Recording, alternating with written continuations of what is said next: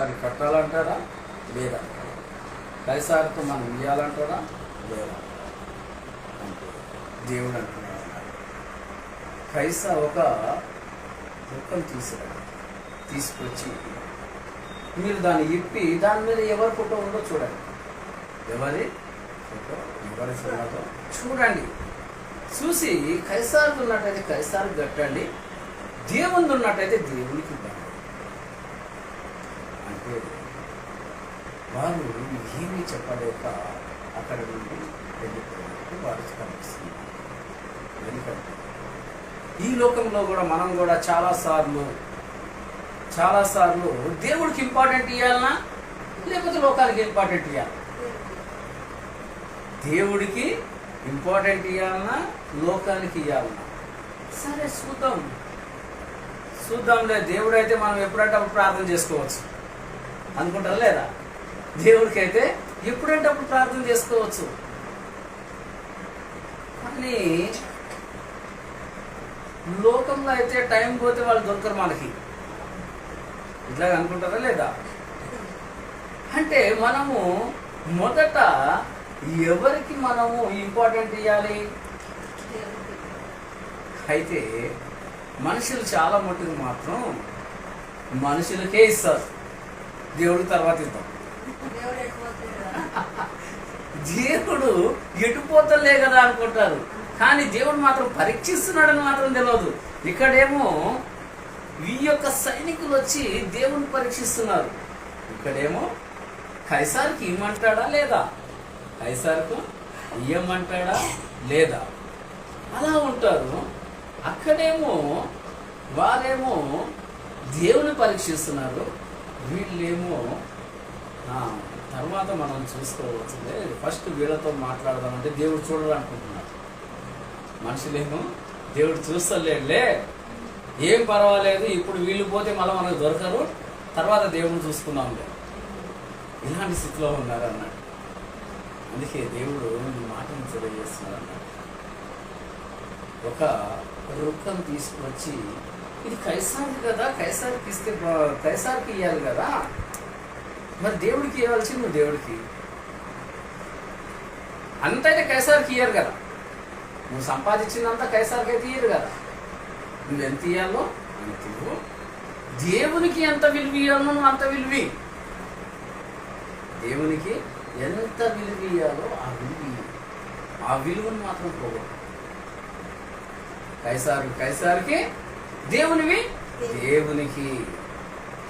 ఎందుకంటే అరే మేము లోకంలో ఉన్నాం కదా,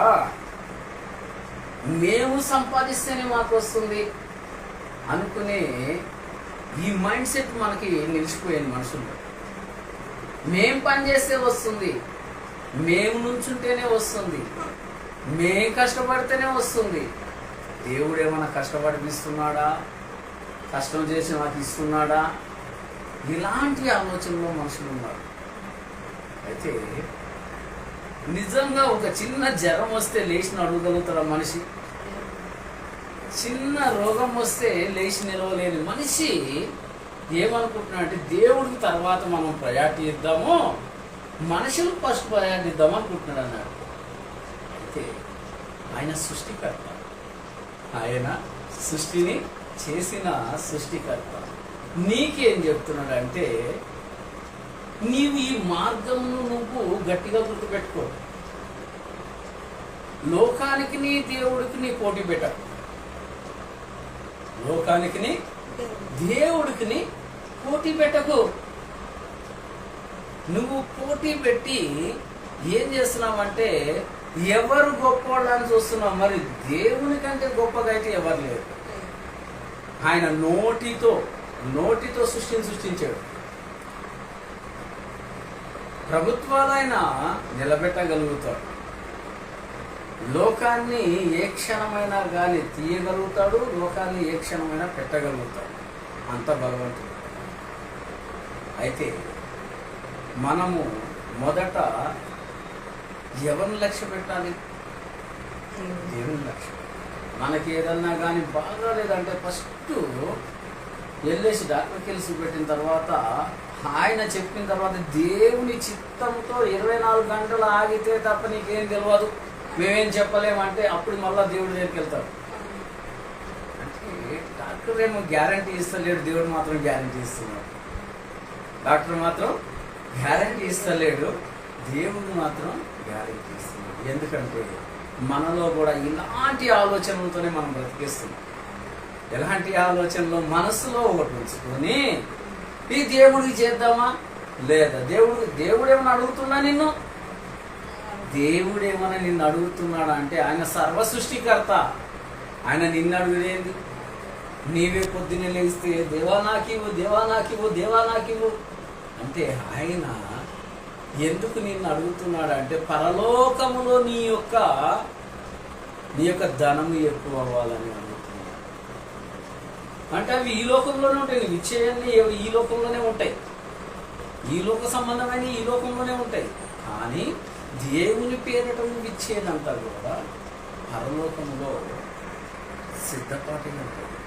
ఎందుకంటే అది నువ్వు ఇచ్చి దేవుడికి ఇచ్చేసానని ఎప్పుడైతే నువ్వు నమ్మకం పెట్టుకుంటావో అప్పుడు నీ దేవుడు నిన్ను గొప్పగా దీవిస్తాడు. నీ విశ్వాసం పెట్టాలి. అవును, నేను దేవుడికే ఇచ్చాను, మనుషులకి లేదు.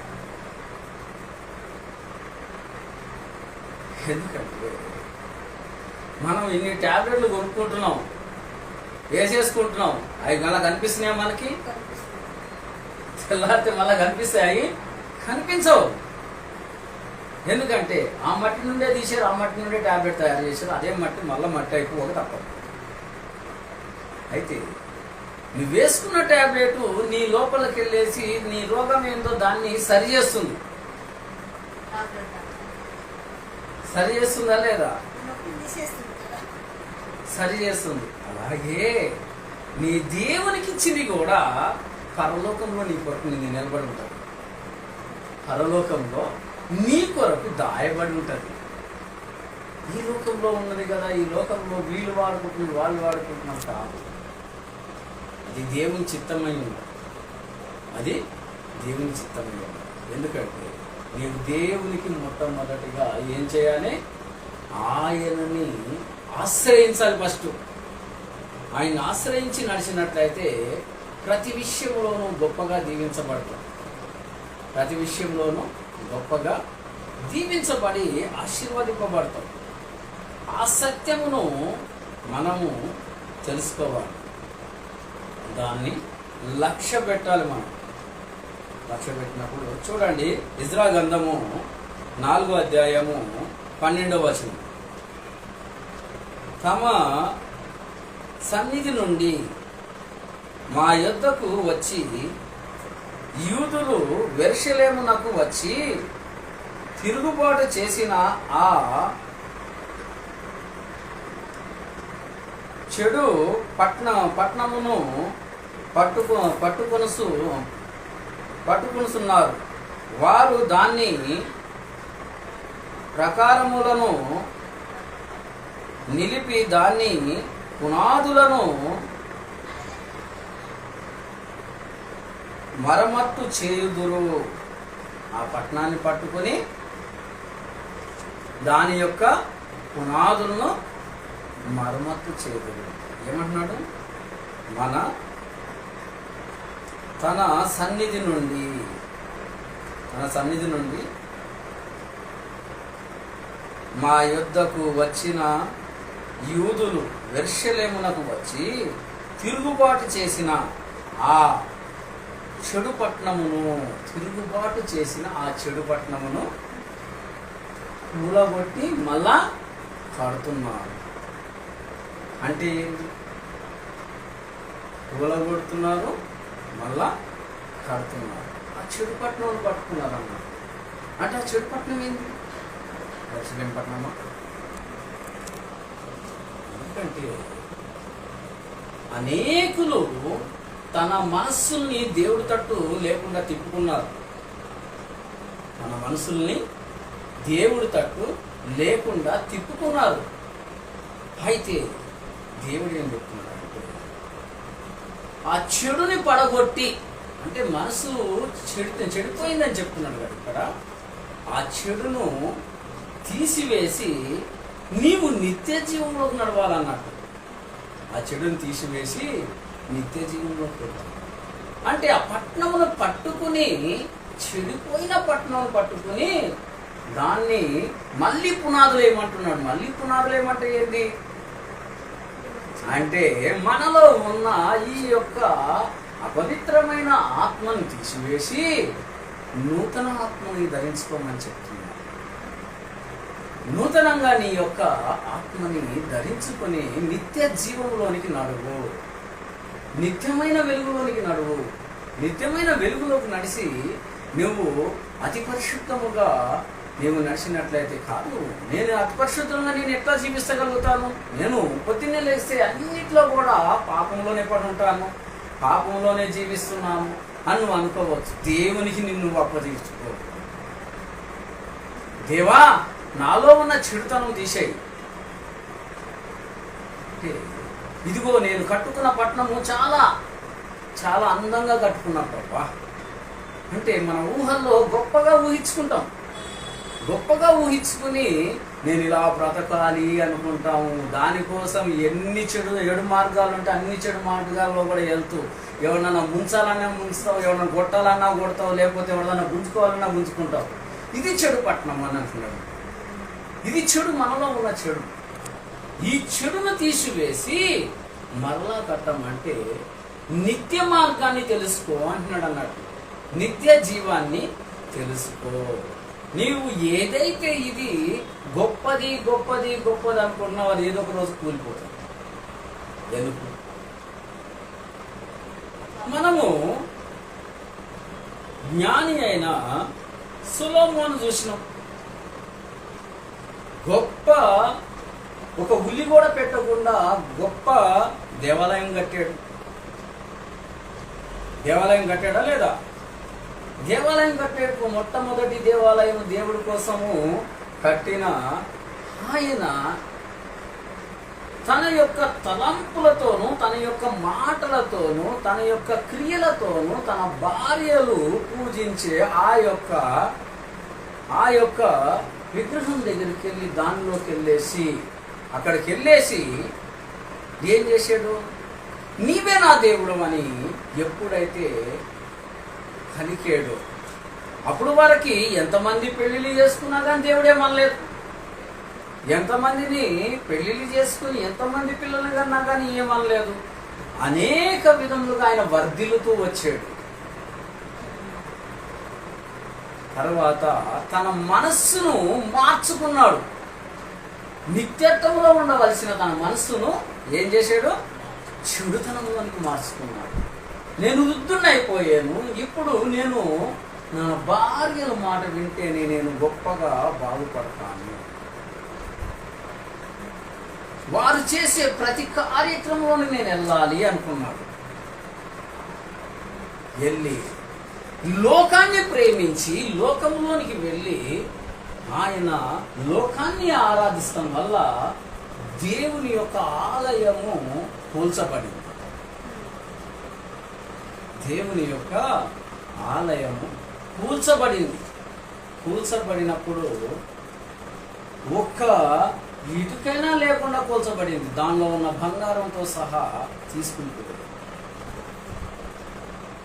అంటే నువ్వు లోకంలో కట్టిన ప్రతి ఒక్కటి కూడా కూలిపోతుంది. నువ్వు లోకంలో కట్టుకున్న ప్రతి ఒక్కటి కూడా కూలిపోతుంది. నువ్వు గొప్పగా చూసుకునే ఈ శరీరం కూడా కూలిపోతుంది. నువ్వెంతో ఒక దెబ్బ కూడా తగలకుండా, ఒక మాట కూడా పడకుండా, ఒక పని చేయాలన్నా కానీ ఎంతో ప్లాన్ చేసుకుని ఈ శరీరం కూడా ఒకరోజు కూలుతుంది. మరి నీకు ఎక్కడ ఉండాలి? నిత్య జీవం ఎక్కడ ఉండాలి? పరలోకంలో ఉండాలి. నువ్వు కట్టుకోవాల్సింది ఏంటి? నిత్యత్వాన్ని కట్టుకోవాలి. ఎప్పుడూ నిలిచి ఉండేదానికోసం నువ్వు పోరాడు. ఈ లోకంలో నీకు ధనం వద్దని కాదు, లేకపోతే నువ్వు సంపాదించుకోవద్దని కాదు, లేకపోతే నువ్వు దాచుకోవచ్చని కాదు. నీ హృదయంలో దేవునికి ఇవ్వవలసిన ఆ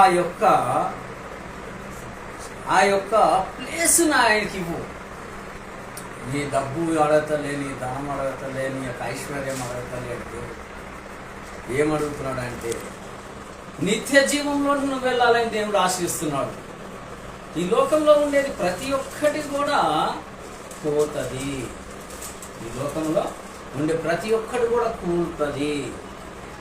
అది సమయాన్ని అనుసూరంగా పోతానే ఉంటవి.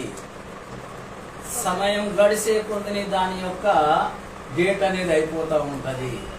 కానీ నీవు దేవునికి కలగజేయవలసింది ఏంటంటే, దేవుడిలో నిలవలసింది ఏంటంటే నిత్యత్వాన్ని తెలుసుకో, నిత్య జీవాన్ని తెలుసుకో. ఎదుట ఉన్నవానికి ఏదో నువ్వు ఇయ్యాలో లేకపోతే నువ్వు అదే నువ్విచ్చిన దాంతోనే గొప్పగా అయిపోతారని కాదు.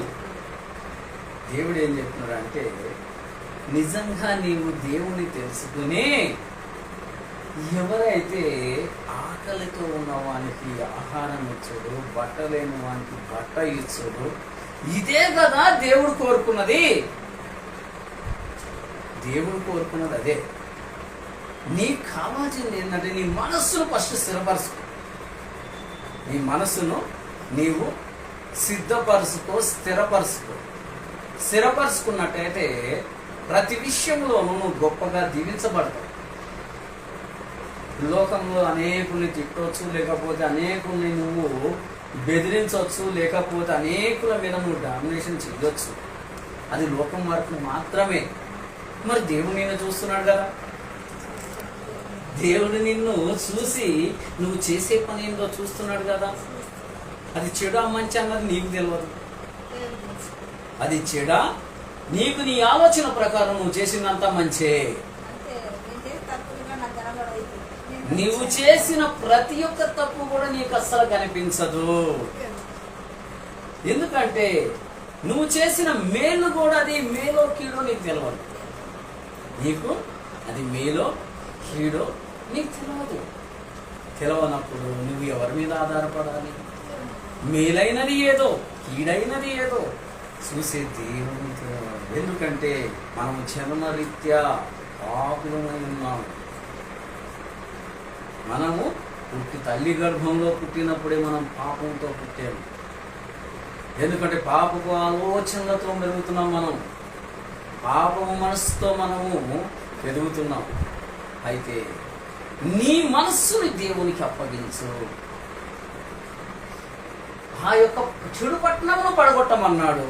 చెడు పట్టణమును పడగొట్టి మరలా కట్టు అంటున్నాడు ఆయన. అంటే మన మనస్సులో ఉన్న ప్రతి చెడుతనాన్ని విడిచిపెట్టి దేవుడితో ఎలా నడవాలో నువ్వు నడిచి చూడరాదు. అది పాపమా పుణ్యమా, నేను కాలేయాలా లేదా, ముందుకెనవాలా లేదా, నువ్వు ఆలోచించకు. నువ్వు తప్పు అనుకున్నది రేపు రైట్ అయిపోతుంది, రేపు రైట్ అనుకున్నది ఈరోజు తప్పు అయిపోతుంది. నువ్వు దేనికోసం ఆలోచన చేస్తావు? నీ నడత ఏంది? నీ నడత నిత్య జీవానికి వెళ్ళాలి. నిజాన్ని తెలుసుకుంటే దేవుని వాక్యముతోనే నీవు గొప్పగా స్థిరపరచబడతావు. దేవుని వాక్యముతోనే నువ్వు గొప్పగా నిలవబడతావు. దేవుని వాక్యముతోనే నీవు సంపూర్ణ సిద్ధిలోకి వస్తావు. ఎందుకంటే ఆయన నీలో ఉన్న ముడతైనా తీయగలుగుతాడు. నీలో ముడతను తీయగలుగుతాడు, నీ ఆలోచనని మార్చగలుగుతాడు. నువ్వు ఒకసారి చోటించి చూడతావు. ఒకసారి నువ్వు చోటించి చూసినట్టయితే దేవుడు ప్రతి విషయంలోనూ నిన్ను గొప్పగా దీవిస్తాడు. ప్రతి కార్యంలోనూ గొప్పగా దీవిస్తాడు. నాకున్న బాధ నాకే ఉన్నాయి, ఎవరు తీరుస్తారు? మోకరించు. నీ బాధలు అట్లెట్లా ఉంటాయో చూద్దాం. బాధలు క్రైస్తవుడికి బాధలు రావని కాదు. క్రైస్తవుడైనా ఇంకా ఎవరైనా అందరికీ దేవుడే అయినా. నీవు ఎన్నో రకాలుగా నేను క్రైస్తవుని, హిందువు, నేను ముస్లిం అని చెప్పుకుంటుండవచ్చు, కానీ పరమాత్ముడు ఒక్కడే. నీ ఆత్మను కాయువాడు ఒక్కడే. ఆయన్ని సంపూర్ణంగా నమ్ము. ఆయనకి నువ్వు ఏ విగ్రహం పెడతావు, ఏ గుడిని కడతావు, ఏ మసీదుని కడతావు, ఏ చర్చిని కడతావు? నీ హృదయంలో కొంచెం చోటు ఇవ్వమంటున్నాడు దేవుడు. నీ మనస్సును మారుస్తా అంటున్నాడు, నీ మనస్సుని సిద్ధపరుస్తా అంటున్నాడు ఆయన. మన మనస్సులో ఉన్న ఈ యొక్క చీకటి ఆలోచనలు తీసేస్తా అంటున్నాడు ఆయన. చీకటి మార్గాన్ని తుడిచేస్తా అంటున్నాడు. ప్రతి విషయమును గొప్పగా నిన్ను తీర్చిదిద్దటానికి, నిన్ను గొప్పగా స్థిరపరుస్తానికి ఆయన సిద్ధంగా ఉన్న దేవుడు. నిన్ను స్థిరపరుస్తానికి, బలపరుస్తానికి కూడా ఆయన సిద్ధంగా ఉన్నవాడు. ఎందుకంటే ద్వితీయోపదేశ కాండము 16వ అధ్యాయము 19వ వచనం, నీవు న్యాయము తప్పి తీర్పు తీర్చుకుందువు.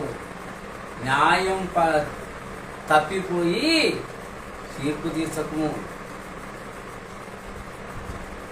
పక్షపాతము చేయకుందువు. ఎందుకంటే నీవు తీర్పు తీర్చినప్పుడు, ఏదైనా తీర్పు తీర్చున్నావు న్యాయాన్ని బట్టి, నీకు తెలిసిన న్యాయం అంతా పట్టుకుని కూడా నేను తీర్పు తీర్చాను, నేను కరెక్ట్ తీర్చాను అనుకున్నావు అనుకో, అవతలోడికి అన్యాయమే అనిపిస్తుంది. ఎవరైతే శిక్షించబడ్డాడో వారికి ఏమనిపిస్తుంది? అన్యాయమే. అవును, నేను ఒక దాంట్లో తప్పు చేసి ఉంటాను, ఇంకో దాంట్లో ఆయన తప్పు చేసేది కదా అని చెప్పొచ్చు ఆయన. ఎందుకంటే దేవుడు అదే చెప్తున్నాడు, నువ్వు ఒకరికి తీర్పు తీర్చకు. అన్యాయపు తీర్పు తీర్చున్నావేమో చూడు. ఒకరిని లక్ష్య పెట్టుకుని వాడి లెక్క నేను జీవిస్తాను అనుకోకు. దేవుని వాక్యాన్ని లక్ష్యం పెట్టుకో. దేవుని వాక్యాన్ని లక్ష్య పెట్టి ఆ మార్గంలో. ఎందుకంటే ఒకరికి తీర్పు తీరుస్తాను, ఆ తీర్పు ప్రకారమే నేను నడుస్తాను, నేను న్యాయమైన తీర్పే తీర్చాను అంటే నువ్వు దేవునికి అది విడిచిపెట్టు. ఏమంటున్నాడు? లంచము పుచ్చుకున్న కుందువు. ఏలయనగా లంచము జ్ఞానుల కనులకు గుడ్డితనము కలగజేయును. నీతిమంతుల మాటలకు అపార్థము పుట్టించుకుము. నీతిమంతుల మాటలకు అపార్థము నీవు పుట్టించుకుము. ఎందుకంటే నీతైన మాట ప్రతి ఒక్కరిని గుచ్చుకుంటుంది. నీతైన మాట ప్రతి ఒక్కరికి కూడా గుచ్చుకుంటుంది. ఎందుకు వీళ్ళు ఇలా మాట్లాడుతున్నారు? ఎందుకు వీళ్ళు ఇలా ఉన్నారు? ఎందుకు వీరు ఇలా నడుస్తున్నారు?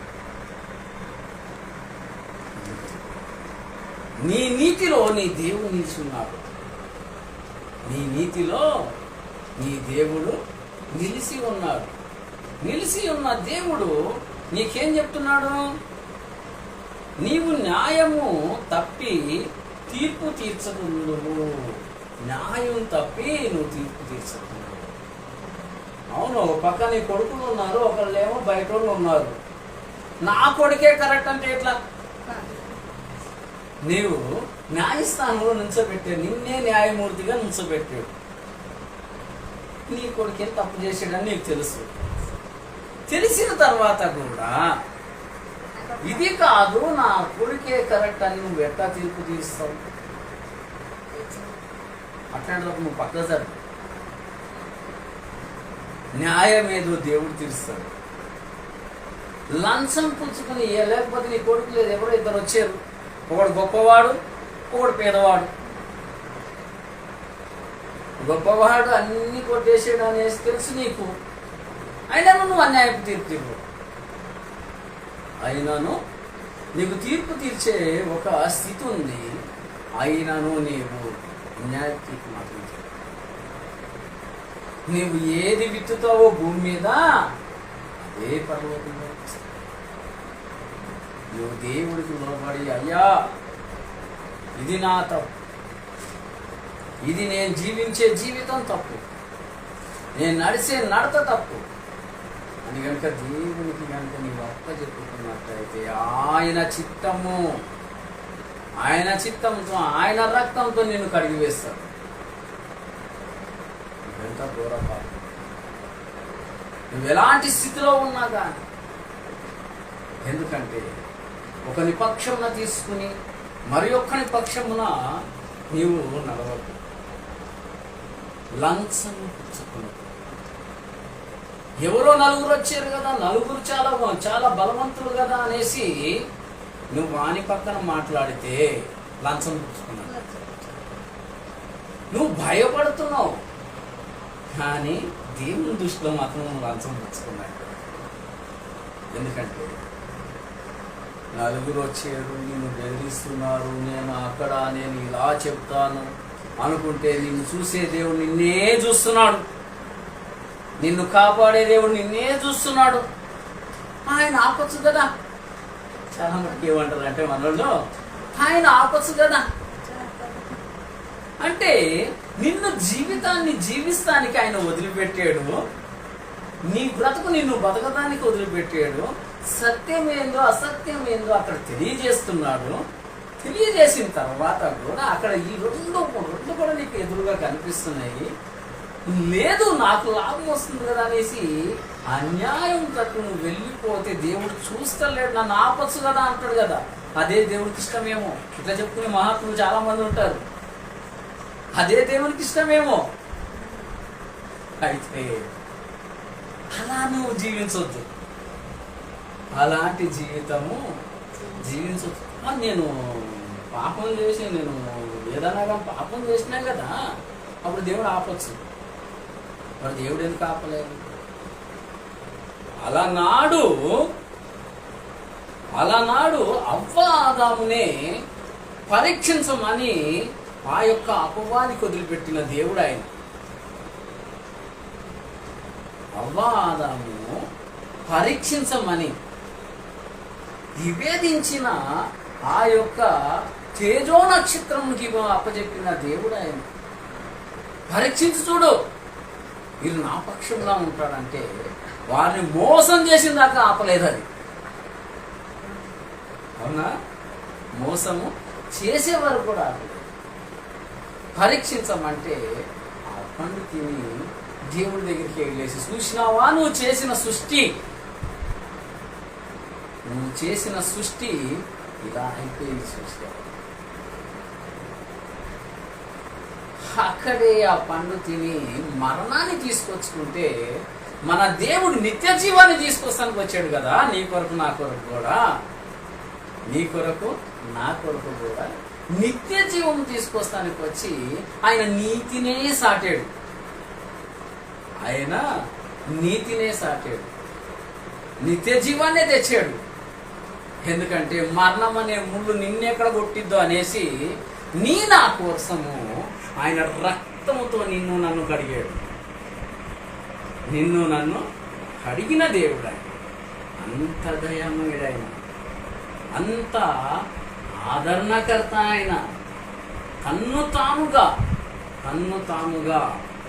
నీవు నేను చేసిన పాపములకు, నీవు నేను నడిసే ఆ నడతకు ఆయన నిన్ను నన్ను ఎంతగా ప్రేమించాడంటే తన ప్రాణం పెట్టి అంతగా ప్రేమించాడు ఆయన. ప్రాణం పెట్టేసాడు నవ్వుతూ. దుఃఖంలో కూడా నీ చిత్తమైతే దీన్ని తొలగించమన్నాడు కానీ నీ చిత్తమే నెరవేర్చమన్నాడు. మళ్ళా అంత ప్రేమ ఆయనది. ఆయన ప్రేమ ఎలాంటి ప్రేమ అంటే తన్ను తాను రక్షించగలిగే శక్తివంతుడు. కానీ నీకొచ్చిన మరణము, నాకొచ్చిన మరణమును, ఆ మరణం అనే ముళ్ళుని ఎరగతీస్తానికి ఆయన న్యాయాధిపతిగా అయ్యాడు. ఇక్కడ మరణించాడు, మరలా తిరిగి లేచాడు. మరణించి తిరిగి లేచి నిత్య జీవంలో నిలబడటానికి ఆయన పాపములో నిలబడి ఉన్నాడు. ఎందుకంటే నా పాపములు కడిగే దేవుడు ఆయనే, నిన్ను నన్ను రక్షించువాడు ఆయనే. మరి నీవు ఆయన యొక్క వారసులుగా ఉండాలంటే, ఆయన యొక్క వారసుడిగా ఉండాలంటే, నిత్య జీవంలోకి నడవాలంటే నువ్వు ఎలా జీవించాలి? నీవు సత్యంలో నువ్వు అన్వేషణ, సత్యాన్ని అన్వేషిస్తేనే మనకు బైబిల్ దొరికింది. నిత్య జీవం అని ప్రభు దొరికింది. మనం అబద్ధంలో బ్రతకటం లేదు, అబద్ధంలో జీవిస్తాం లేదు. ఎందుకంటే ఇది కైసారుది కైసారుకి ఇవ్వు, దేవుడికి దేవుడికి ఇమ్మన్నాడు. అలాగనే నీ జీవితము ఈ రోజున నేను ఎన్నో బాధల్లో ఉన్నాను, ఎన్నో ఇబ్బందుల్లో ఉన్నాను, నా యొక్క జీవితాన్ని నేను ఎలా వదిలేయాలి, నా బిడ్డలు నేను ఎలా వదిలేయాలి, దేవుని నమ్మితే వీళ్ళందరూ కూడా నాకు దూరం అయిపోతారేమో అనేసి నువ్వు అనుకుంటున్నావు కదా. నీ ప్రేమను వారికి ఎంత అప్పచెప్పాలో నాకు అప్పచెప్పు. నువ్వు ప్రేమిస్తూనే నీవు కైసారుది కైసారికిమ్మన్నాడు కదా. నీవు నీ వారిని ప్రేమిస్తూనే నీ జీవితాన్ని మార్చుకో. నీవు దేవుని మార్గంలో నిలబడు. ఇది సత్యం. నువ్వు లోకంలోనే ఉన్నావు. కైసారుది కైసారికం అంటే నీ పిల్లలకి ఇవ్వాల్సిన ఆ ప్రాముఖ్యత ఇవ్వు, ఆ ప్రేమని పంచి నీవు నిత్య జీవంలోనికి నడవాలనుకుంటున్నావు కదా. ఆ నిత్య జీవం వాళ్ళకి కనిపించేటట్టు నువ్వు జీవించు. ఆ నిత్య జీవము వారికి కనిపించేలాగా నీ జీవితాన్ని మార్చుకో. చూడు, మా అమ్మ ఇలా ఉండే, మా నాన్న ఇలా ఉన్నాడు, ఇలా ఉన్నవాడు ఇలా మారాడు, అయితే నిత్య జీవాన్ని కనుక్కున్నాడని సాక్ష్యం ఉంచు. నీ జీవితంలో ఆ సాక్ష్యాన్ని నిలబెట్టు. ఆ సాక్ష్యాన్ని నిలబెట్టినట్టయితే నీవు కైసారుది కైసారికి ఇస్తావు, దేవుడు దేవుడికి ఇస్తావు. నిత్య జీవంలో నిలబడతావు, నిత్యమైన నరకం నుండి నీవు తప్పించబడతావు. ఇదే సత్యం. యేసయ్య పరిశుద్ధ నామముకే మహిమ కలుగును గాక. ఆమెన్. రండి ప్రార్థన. సర్వాధికారి నా అబ్బా, నా దేవా, నీకే వందనాలు యేసయ్యా. ఈ వాక్యం నా తండ్రి మా హృదయంలో నిలబడలాగా నా తండ్రి నీ కృపావరముతో నింపి నిన్ను నీవే మహింపరుచుకుంటూ కాపాడుతూ సంరక్షిస్తున్నందుకు నీ పాదాలకు వందనాలు యేసయ్యా.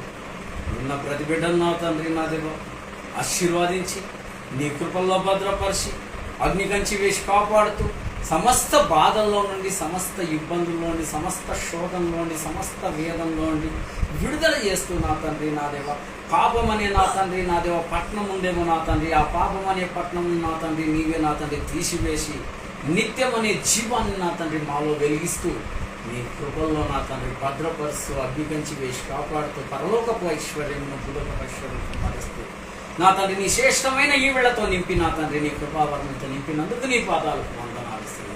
Her boss is Allah Vishsar Bishmigo Prosali Virasha Sarva Peshal Audias Gilever Sarva Holy Spirit touch World touch ప్రతి ఒక్కరి జీవితాన్ని నా తండ్రి వెలుగుతో నింపుతూ నా తండ్రి సమస్త బాధల నుండి, సమస్త ఇబ్బందుల నుండి, సమస్త శోధన నుండి, సమస్త వేదం నుండి, సమస్త నా తండ్రి చీడపీడల నుండి విడుదల చేసి నా తండ్రి నీవే నా తండ్రి నీ కృపల్లో భద్రపరుస్తూ అగ్నికంచి వేసి కాపాడుతూ నీ యొక్క కృప చేత నా తండ్రి ఆశీర్వదించి నీవే మహింపరచుకున్నందుకు నీ పాదాలకు వందనాలు యేసయ్యా.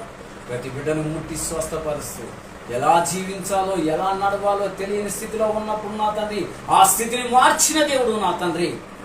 ఆ స్థితిలో నా తండ్రి నిలవకుండా నా తండ్రి ప్రతి రోగం నుండి నా తండ్రి విడుదల చేస్తూ, ప్రతి బాధ నుండి విడుదల చేస్తూ, ప్రతి ఒక్క నా తండ్రి ఇబ్బంది నుండి విడుదల చేస్తూ నిన్ను నీవే మహింపరచుకున్నందుకు నీ పాదాలకు వందనాలు యేసయ్యా.